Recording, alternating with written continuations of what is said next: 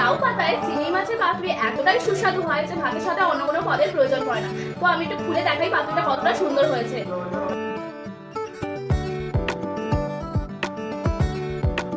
দেখুন কি কতটা সুন্দর হয়েছে। তো একটু খাওয়া যাক।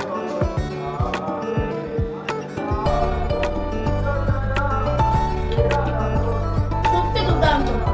লাউ পাতায় চিংড়ির পাতুরি বানানোর জন্য সবার প্রথমে একটি মিক্সিং বলে কিছুটা পরিমাণ কালো সর্ষে, কিছুটা সাদা সর্ষে, পোস্ত, জিরে আর নারকেল কুড়ো দিয়ে একটা মিহি পেস্ট বানিয়ে নিন। অন্যদিকে ধুয়ে খোসা ছাড়ানো চিংড়ি মাছগুলো পরিমাণ মতো নুন, হলুদ গুঁড়ো, লঙ্কার গুঁড়ো আর ওই পেস্টটা দিয়ে আর তাতে অল্প পরিমাণ তেল দিয়ে খুব ভালো করে মাখিয়ে নিন।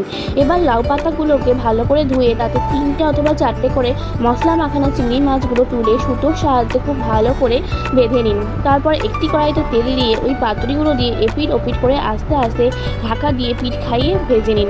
তারপর ঠান্ডা হয়ে গেলেই গরম গরম ভাতের সাথে সার্ভ করুন। পুরো